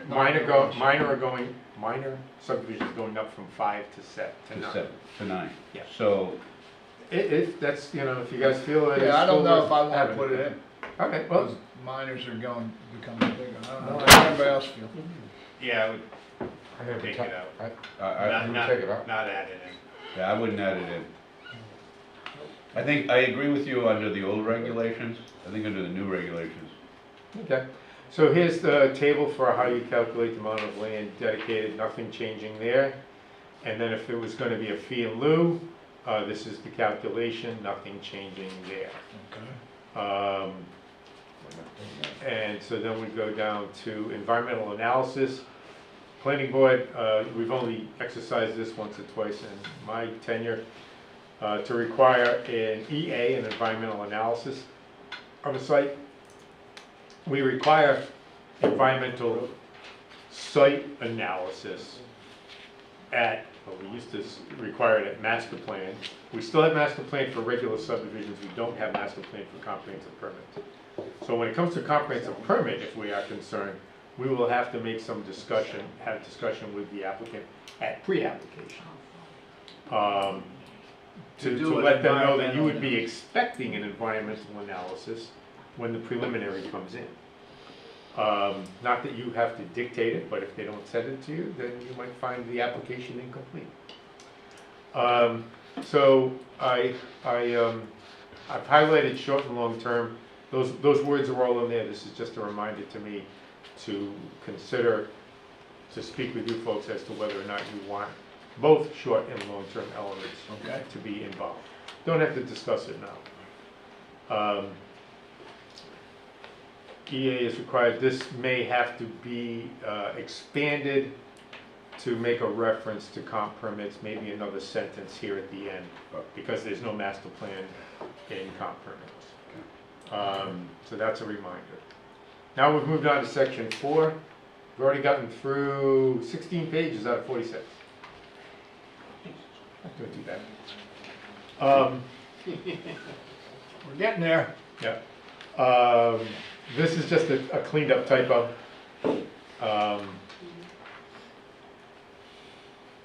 Okay, this is something that has been a discussion. Dr. O'Neill, you will remember this, as will you, Terry. We have been through numerous, actually, pretty much everyone here. We've been through subdivisions that have come in as conventional layouts, and we have suggested cluster. And we didn't have the authority to make it happen. So if you read that underlined section there, I'm turning it around. I'm suggesting that clusters are required for major subdivisions, and only when, unless a subdivider can demonstrate at pre-application that a conventional subdivision would be better, would it be allowable to not require the cluster.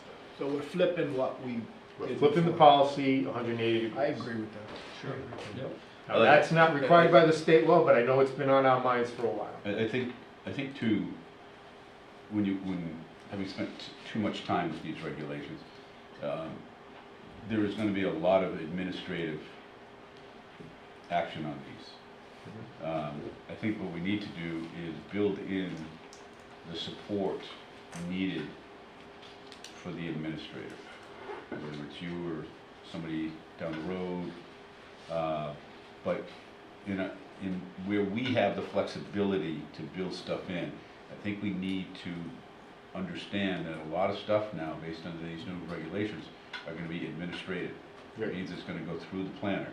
So I think what we should be looking at is how do we give that planner the tools they need within our regulations to do the job that maybe a different process would have done. Yep. Okay. I don't know if the board's uncomfortable with that or not. I agree. Go ahead. So, so that's that. I mean, that's a big issue, and it's not required by state law, but I know it's been a big issue for us. No, I like it. Yep, we're on Moving board along. with that. Oh, this continues, it wouldn't be recommending cluster, it would require cluster, so that's that.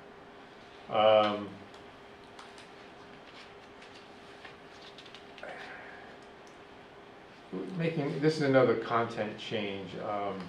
Open space areas established under this section may be considered appropriate locations for drainage facilities. It says here shall not, but sometimes the best place to put your storm drainage is off the, storm drainage for an entire cluster development shouldn't be on any one residential lot. Yeah. So the only other land that will be there will be the roadway or the open space. And we've seen with some recent subdivisions where drainage is located within a roadway right of way. That has its own set of problems. What was And the DPW rationale will tell you that. for that shall not? Why was that? You have to ask Collins that one. I don't know. So it hasn't changed in 4 years. It hasn't changed in 40 years. But I've seen a lot of subdivisions platted where they plat open space and then that's where they put the stormwater management and it's not really open space in that case, so. Well, that's why I put may, Yeah, and I also put it in based upon findings of a resource analysis. Yeah, that makes sense. it gives us So- the option rather than just the Well, shall not. It's, And again, in administrative review, it gives you the tool to make the best decision for the community. Yeah. so I'm kind of relaxing something here, and I would ask that you not make a decision on that now, think on it, No, we just, because I'm not We sure. just did, we just said did. okay. Mike, Next. so, yes, Joe. So, Mike, do you already have that type of use accounted for under, where are we? Under utility, where you said each lot, so you're referencing open space and utility lot or a conservation purpose? Yeah, So, and would it make sense to create a utility lot? yes, it could, I mean, we could leave it as a shall not, and then what happens is, you got a potential for a 10-lot subdivision, one of those lots has to become a utility lot, or maybe it's not a full-size lot. So, yeah, that's why I'm saying, we may want to. But doesn't May allow you to do that? It still would. Doesn't say you have to, Right. but it allows So you the leave it flexibility. May, and you give some, you got some latitude, right? Based on the circumstances of the subdivision. I just, to be honest with you, I think that we've probably already approved some of these things. But Mike, if we don't know the rationale for the shall not, then why don't we just make it May and? Well, I think the rationale is, as Jill says, or was mentioned over here, that you know, if the entire open space or a significant part of the open space is used up by stormwater drainage, then is it really usable?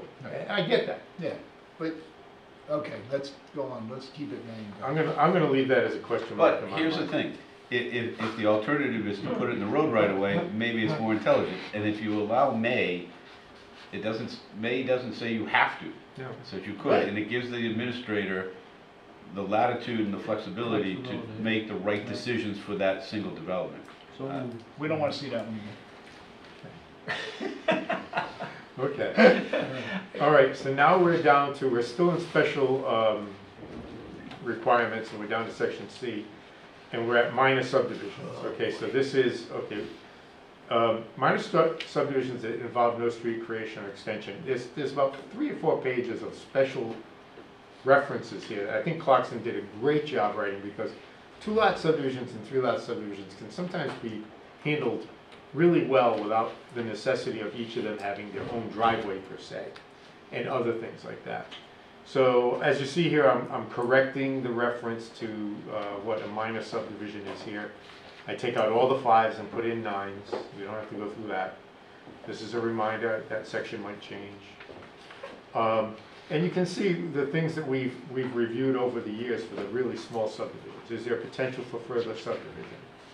Is there adequacy of the street? Is there adequacy of access? All of this I think we can say. This is not in the new law, but I do not believe it violates the new law. No. So we could keep all of this in. Okay. Then when you go to minor subdivisions involving 3 to 9 lots, then we have another series of review criteria. Preservation of agricultural land, feasibility of internal access streets. This is where you might have, and we've done this before, where you have 3 lots fronting on a fairly busy road, or maybe a road with a really bad bend in it, and you require that they put all the driveways together into a single driveway, right across the street from you, Tom. But that's all in the 5, so we just leave it in. Yeah, so again, nothing to change, nothing to change. Minor subdivisions involving street creation. Same thing. Again, another set of criteria. This is not process, this is criteria. Section E is land development projects. I'm not sure what I'm going to put under there yet, but I've put in a placeholder for development plan review. I haven't even started thinking about it. And I put in this for unified development review. This comes, and this is the way Mark had laid out our working document that he and Terry and I looked at. He left the reference to the section of state law that was being revised, that came out of the statute from this spring, in there. So I'm leaving it in there for now. It shouldn't be in the regulations. It has to be deleted. I haven't had a chance to read all this, but it does allow us in certain areas. Hold on, let me go to that page because I did highlight a couple. So I guess Rupert and Mark, so we put in the unified development review into the zoning. Right. And Yes. here it's going to pretty much match Yeah. what we have in zoning. What's going to happen is zoning enables it, and then subdivision is the implementation of it. Okay. Same thing with DPR. Yeah, there was a lot of overlap, especially like when we started getting into definitions, it was like, oh, wait a minute. So remember last time I took a series of pages out, and I just said, okay, you guys don't have to review that, because it's all going to wind up in this document here with 2 paragraphs in zoning saying, you can do this. So what we did in the zoning would just Do we just reference it? be and then put into reference this? this. And did I send you warrants, or does, like, for unified development? I haven't seen that. All right, I'll send you that, because it's simpler. Because there's only a few, Simple to do it. it's meaning, so, only a few towns. So unified development's been around for 7 years, and because no town, obviously, it tends not to work, so the legislature's making us do it, because after 7 years of being voluntary, only like 3 or 4 towns actually wanted to do it. One of the towns was Providence, and they came out with a 86-page document on unified development. But Warren did it, and did it pretty simply. So I'll send that to make Good. it easier. That'd be great. because it really doesn't come around that much. Yeah, I mean, if Kate Machad wrote it, it's gonna be pretty good. Okay, So under unified development, I just wanna highlight a few things. It says, if unified development review is desired. Now, I was under the impression we're required to have it, but this comes out of the regulation. No, and that was one of the problems, another problem, is who gets to pick? Yeah. So that We do. the statute says if unified development is desired, Desired by who? and does that mean the developer has to choose, like at the time of application? Or, it doesn't say by whom. It doesn't describe what desired means. Correct. And that won't be determined until somebody voices the issue. Well, I mean, yeah,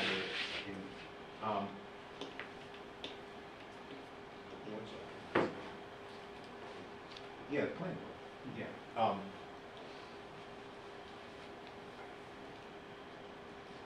mean, we could make a decision and then, I think we should.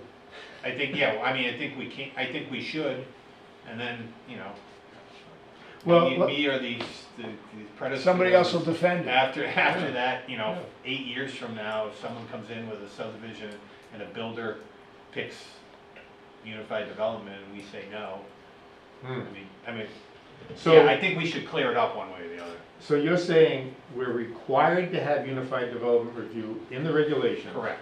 But how it gets applied to any development plan is still a question up in the air. Because it says desired. Okay, so I was thinking it might be, as it had been up to this point, if you're, or like inclusionary zoning or like fee and lieu, if you desire to have it in the regulations, you Yeah. can, but if you don't desire it, you can throw it out. No, But I that's think here, not- it's mandatory that it's in, and Okay.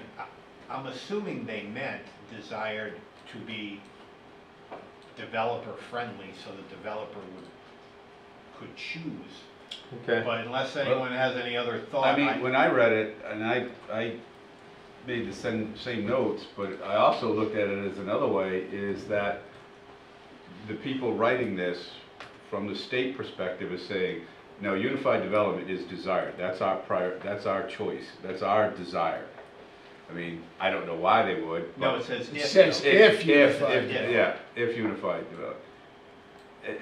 I just thought it was so specifically vague. So it's, I mean,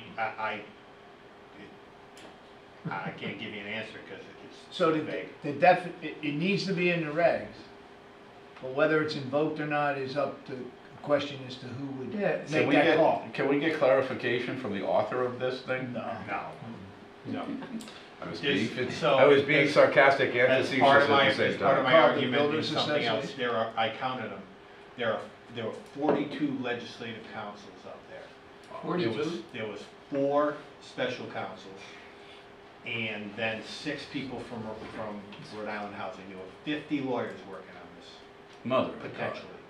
So if that's what they came up That is with, a then horrible we just have to make a decision. And they still messed it up. But there's a lot of jokes that you just told over yeah, that. yeah, I just had like 5 of them go through my head. It's It just- took them 11 days to order lunch. But Steve, I have to say, Steve, when you look at this, is that part of how, if unified development review is desired, such review must be enabled within the zoning ordinance. To me, that is a question for the town council. And it's similar to inclusionary zoning and fee and lieu. I'm still not convinced that we're required to have unified development review in the ordinance at all, because of the way that's written. If it said if unified development review is desired, such review must be, the steps for such review must be noted in the subdivision regulations such that the planning board and the developer do something.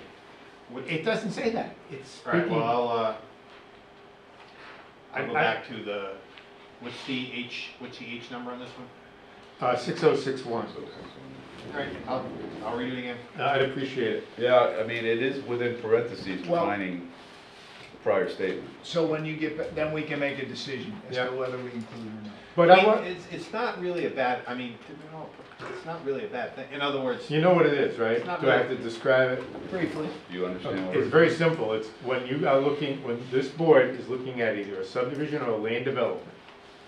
And I think it also would apply to development plan review, correct me if I'm wrong, Steve. And the applicant needs both your approval and relief from the zoning ordinance. This provision, if it's in our code, empowers you to grant the relief without kicking them Going to over rather the than going zoning to board master, and going to bringing them zoning, back. A la Clark Road. A la Lock Road, a la a lot of places. No, but that's an that example. would be a And, prime. and when you think about, the comp permits that you've approved numerous comp permits that needed relief. Right. So Starting if we with don't, density. if we don't have it in our regs, the zoning relief goes to the zoning board? Yes, sir. As it does today. That's why I think Steve's right, but we do have to put some work into getting it written properly. Somewhat difficult for the planning board to make that call. No, I understand. Well, this has to be decided by the town council. Oh, I know yeah. it's a recommend, But I I think we understand should that, but recommend it. Well, you're concerned about the impression that you're treading like somebody else's turf. yeah, it's The either, zoning board's it could be, yeah, let's grab that power, or let's not touch that power. You know what I mean? It's a little, it could be a little bit conflicted, but we do have to make a recommendation, so we should, after Mr. Marcella gets back to us about whether we have to or not. All right, All right. and I'm not gonna get into any detail here, but I do wanna show you that, there's variability here. This is one of the discretionary elements. Within unified development, once you approve it, you have discretion as to which types of zoning approval, and the planning board's empowered to carry out. I think there's another couple of references down in D. It says, Yeah, so this is what. may specify design, use, public benefit, and other relevant criteria. uh, I don't have anything ready for you on that, but I just want you to know, it can be very narrow, or it can be very broad. Okay, go ahead. Yep.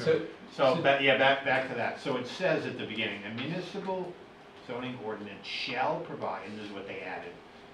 They struck out provide and put in, shall provide for a unified development review process. And the local regulations must include a procedure for the filing, review, and approval of the application. So I take that as you have to include Have to have it.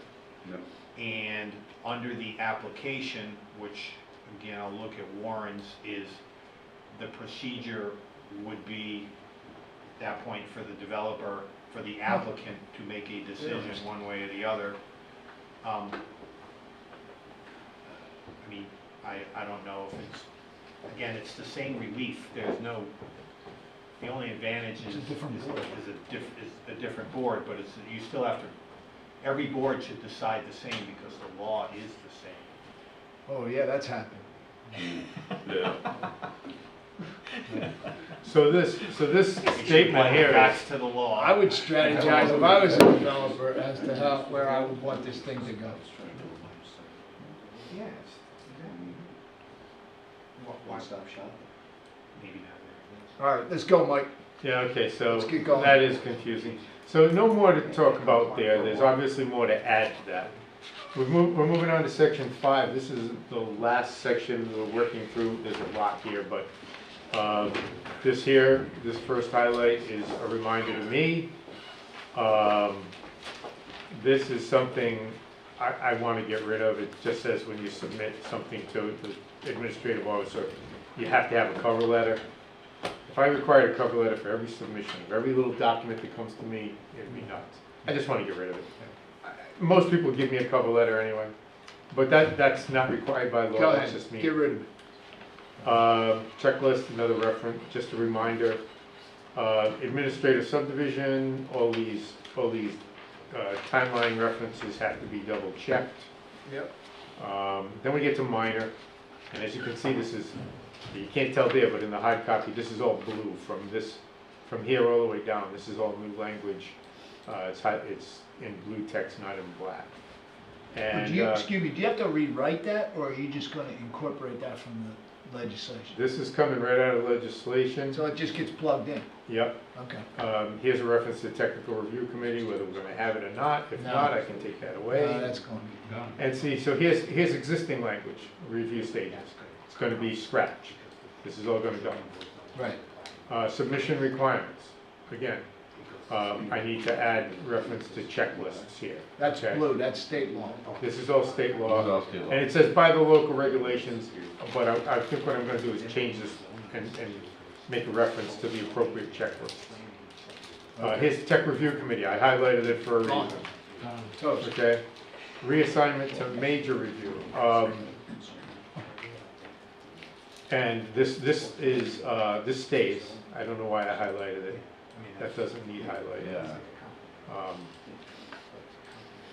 Okay, then decision on preliminary plan, all of this is out of the statute. Modifications and changes to plans, we do allow changes to plans currently. This is a new language. section, new language on It's modifications. gonna replace our language. So here's the existing submission requirements stuff, that's all going. On. Site visit, this isn't in the new statute, and I thought we could keep this, Yeah. because every once in a while, we do this. Not Yeah, leave it in. Yeah. And then all this other stuff down here, All this. all here. excise because of the state language. Oh, it's all excised because state language is superseded. Okay, cool. Keep going. So now on major land developments, okay, so this is 10 or more, as you know. As you can see, it's stages of review. This really irks me if you're watching Mr. Shikachi. I don't think he is. Yeah, I know he isn't. But it says major land development, major review consists of 3 stages of review: master, prelim, and final. No pre-app. Now, we know major land developments are the appropriate time to have a pre-app. Minor developments, you don't need a pre-app for. Can we have one at Well, our discretion? No. Well, here's the language existing in our regulations now, and I put it in there. So I'm saying, I'm taking the shall away and making it a may, so that you don't have to have pre-app. But I wanted to keep the language in there. Yeah, but will somebody invoke A and say we're not supposed to have a pre-app? I think what would happen is, They would just say we don't have to. the applicant may first submit it to the administrative officer, the plans and supporting materials, in the pre-app checklist. I don't know why they'd oppose it. And so, you know, It saves them a lot of hardship. Mike, Yeah, right. can I ask a question? Yeah. So that stages of review where it says 3 stages, following a pre-application meeting specified in 45, 23, 35, oh, does that remove, oh. Okay, sorry, okay. as Emily Latella once said, never mind. Excellent. Yeah, that was Emily. Excellent. Tell her. Nice job. I Could've been thought it was Roseanne, but I think you're right. I think it is Emily Latella. And all you people that aren't old enough to know that, are gonna have to ask. One of the great. Start Googling. Start Googling Emily Latella. Sorry, guys, you know, when you're blasting through 46 pages. Good job, Joe. All right, Jill. Mr. Delia? That's why we include. Way to embarrass the boss. How many people are on TV now? Mike, takes a big tent. I'm okay. This is why we keep one intelligent person in the room. That's right. Okay, go ahead. So you want to go highlight that and exit out before you forget? No, I might keep this language here and just tweak it up, just to add a little bit of description to it. But I'll highlight it for the time being. Red's good. This is interesting. The new law empowers the administrative officer to combine review stages, so that does not have to go to the planning board at pre-app. But only the planning board may waive requirements. So, just so you know that. Let's see what else. So, submission requirements, again, this is all new text, and you'll see where old text is coming out.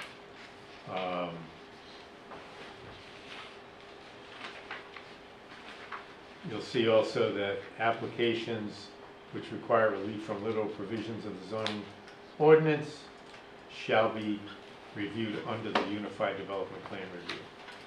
So, there you have it. Certification timeline has changed a bit. Empty pages here for I don't know what reason. Again, his technical review committee, so this may be coming out. Public hearing. The public hearing moves from preliminary plan to master plan. There is no public hearing at preliminary plan. So you'll see here it says, remember master plan used to be called informational hearing? Not anymore.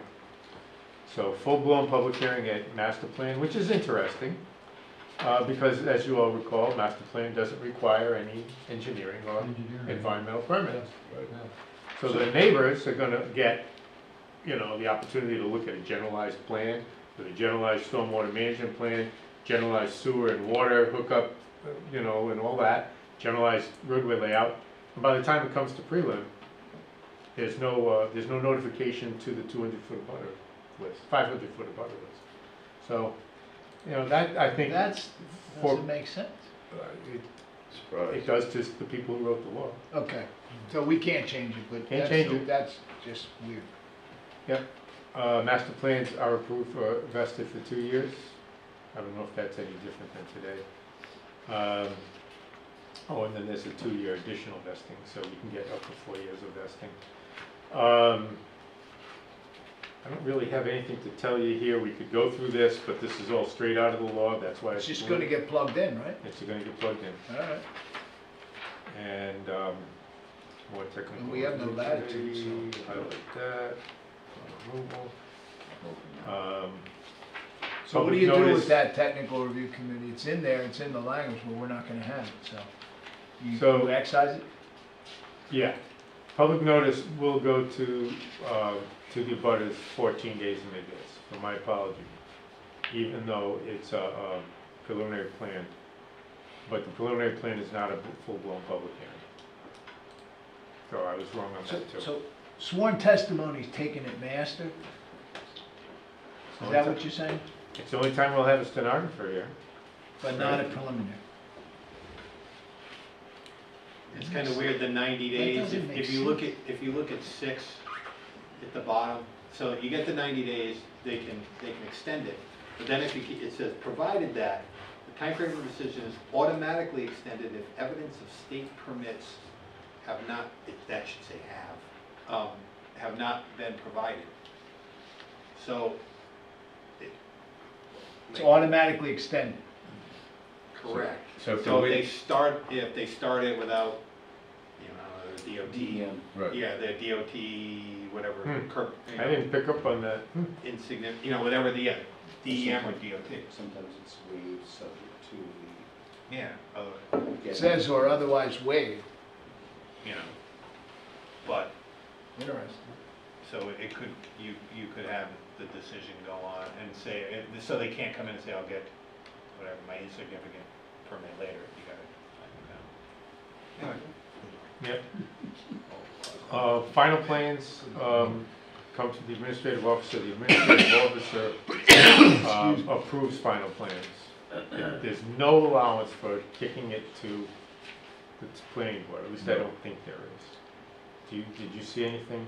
No, I did, when I went through it, No, and it's kind of weird, so they get rid of the planning board, but the final decision of the administrative officer would then still go to the zoning board. right.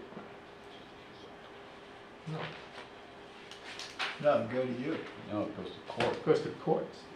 It goes to court. No, An appeal of a final decision. Yeah, but appeal of a decision of an administrative officer, so that's another quirk in the law. So an appeal of decision of administrative officer of subdivision stays with the zoning board. Is that true? I didn't see that. I will show that to you, and Okay. Say this again. There's an appeal of Mike's All right, decision that so goes to zoning? Appeal of the planning board goes to court. to Appeal of the Superior Court. administration goes goes to to zoning ZBA. board- goes to zoning board. Okay. It's in the, Yeah.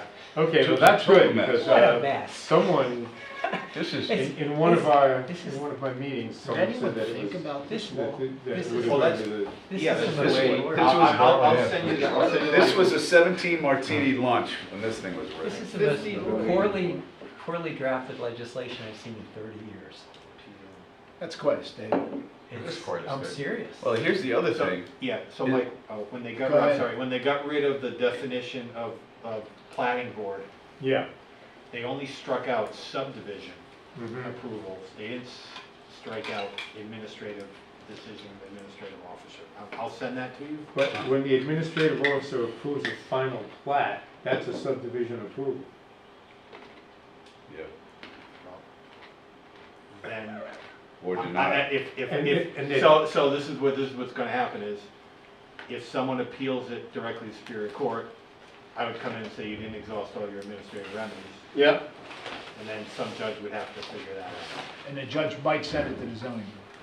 Well, it's You have 6061 here? Have you seen the flow charts developed by Rhode Island Housing? I couldn't understand There's 3 of them, and I just wonder if they capture this stuff, because it's so convoluted. it. The 6061? It's just amazing. Oh, when you read through these things, they were incoherent in Yeah. terms. And then it would just end. Yeah. It's like, wait, was something deleted here? 46 pages, I think. No, it like ended, it said something different. Give me that look.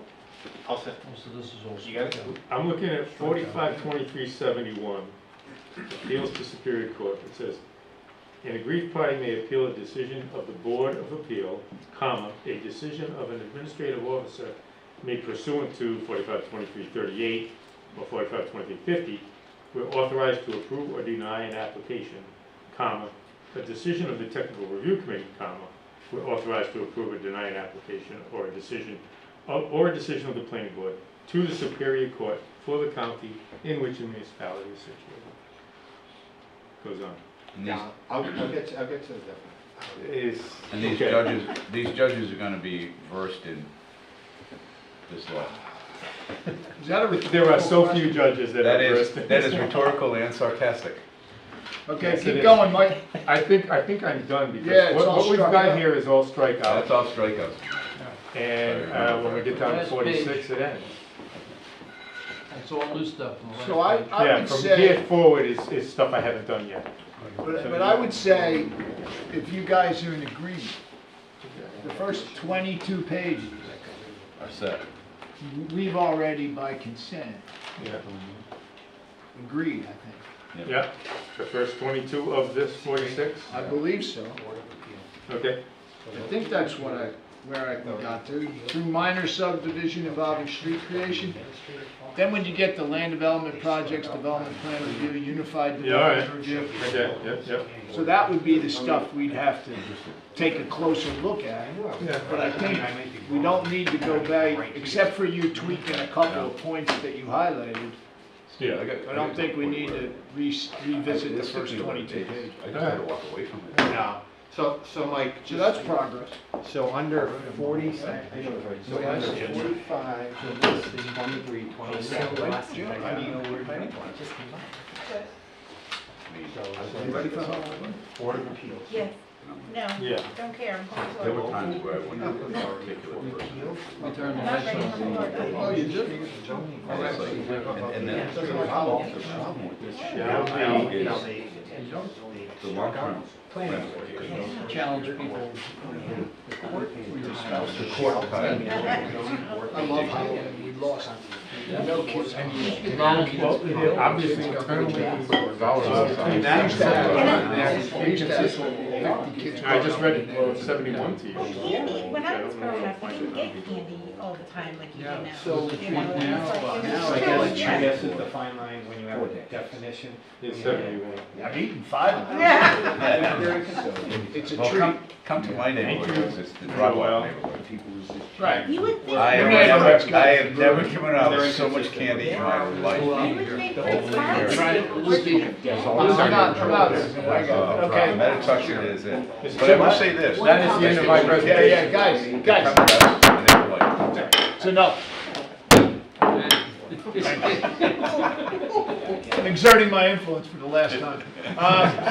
So, I think we're through the first 22 pages of the subdivision with consensus.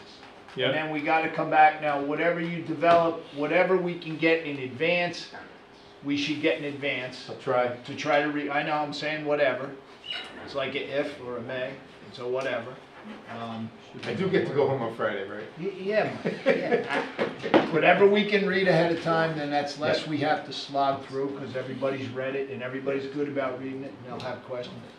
And then, so the next meeting for the, well, wait a minute, before I get to that. What do we have, and I asked Ms. Sabo as well as Mr. Boothel, what do we have to clean up from their first session to be able to take a vote on those first 3 items?